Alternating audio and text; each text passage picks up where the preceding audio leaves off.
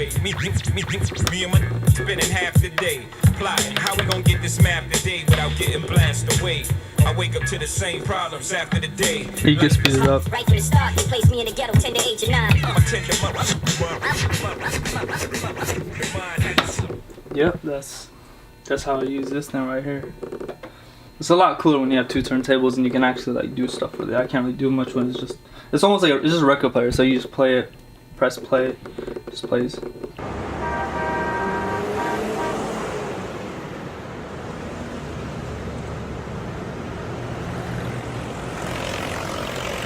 My name is Omar Hejazi. I'm 24 years old. And when it comes to DJing, I was a big Fresh Prince of Bel-Air fan. One of my favorite characters was Jazzy Jeff. And I remember I used to look him up. And I remember I used to watch his like live performances with Will Smith. And he used to do he used to scratch and cut a LL Cool J song called Rock the Bells. And he used to just like cut back and forth, back and forth. And that was one of the first times I got exposed to like seeing what like DJs do. And this was the old, like these were old videos, and I was like, man, this is like some cool stuff. I would love to see stuff like that. And then I started, I remember a show called Jersey Shore came out too, and there's a a guy on the show, his name is DJ Pauly D, and there's a show where it showed like his DJ stuff and what he did and all that. And that also kind of interested me, and I started like learning about it, like looking up information about what makes up a DJ set.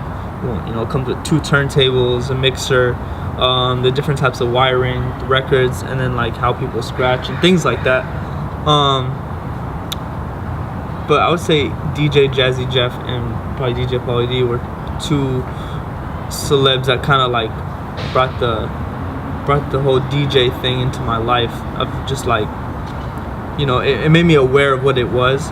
And from there I started doing my own research, and I was big on hip hop. I have friends that were big hip hop heads. Shout out to Kyle and Miguel and those guys. And and every old art, because they were into like the old school hip hop, and every old artist usually used to run with a DJ. And those were kind of the guys that I would look for, because I mean they knew everything about hip hop artists and all that. And then I started doing my research about all the different DJs, everywhere from from DJ Premier to DJ Jazzy Jeff, Kid Capri, Funk Flex, Brucey B, Grandmaster Flash. And I started doing my research, and I just fell in love with the whole idea of just that person that he controls the tempo. So whether like you're preparing an artist to walk out on a set, and you kind of hype the crowd up, you play all the background music. When the artist comes out, you play your jams. If you're rocking a party, whatever it is, like I mean, a DJ is very important in the music field. So I collect a bunch of vinyl records, as you can see. There's probably more than like a couple hundred in here. But I put all my favorite ones. This Milk Crate, straight out the 90s. Check this out. So some things that make up my record collection, I have a bunch of Rockefeller records, Jay-Z records, and I'm big on R&B too. So I usually buy my records. There's sometimes like I meet DJs who they're a little bit older and they kind of like give me their stuff. This is one of my favorite ones. So I got this because this old DJ from Oregon State, he had a record collection, and he was kind of done DJing, and he wanted to pass these on to somebody. At first I was gonna buy it off him, but he said as long as I use them, he would give them to me for free. So that was kind of dope. There's some couple cool records that I got. I got this Jagged Edge one.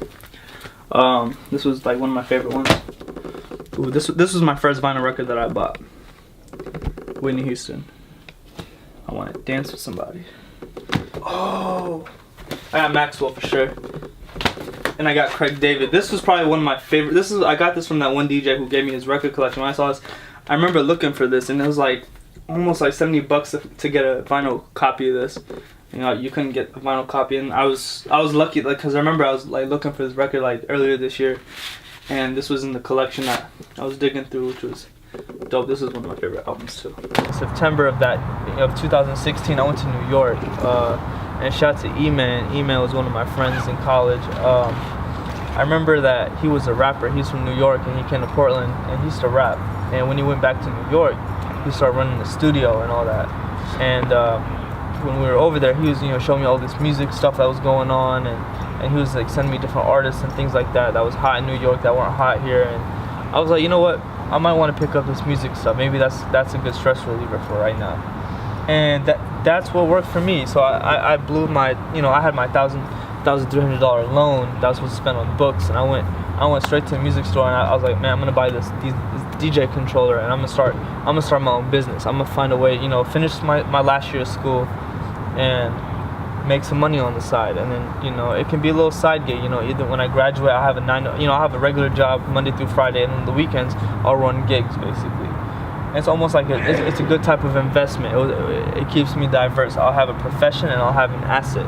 My business is my asset. It belongs to me. I control it, and I dictate how it runs.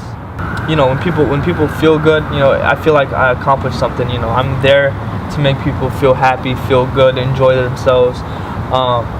And when people come up to you and say, oh man, you're doing a good job, or hey, can you play me my favorite song, and like me playing their favorite song, I'm just like, wow, they really like, it made their day. And just them, having a smile on their face and just pointing at me like, yeah, that's what's up, you played my song, it makes me feel good.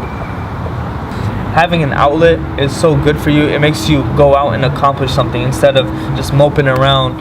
Like I don't like people who if they feel upset about something and they just keep it in, don't do anything about it, and they just lock themselves in a room. I mean, I don't feel like that's very effective.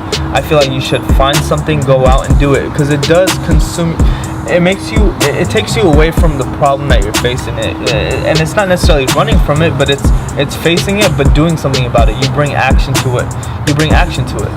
So, I mean, you're not just going to be that depressed person who's just moping around. You're going to actually go out and do something. I mean, if you feel like you're upset, instead of you just complaining about why you're upset or taking it out on somebody else, you might go on a run, and that might blow your steam off. You're going to end up being tired. You get a good workout in, and then you're like, you know what, I don't feel upset anymore. I feel good now.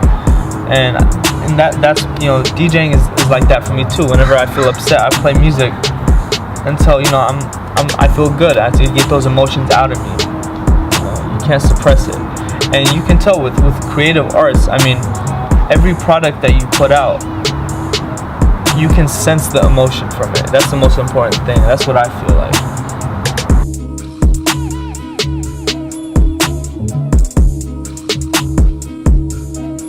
I'm Omar Hejazi, and this is me.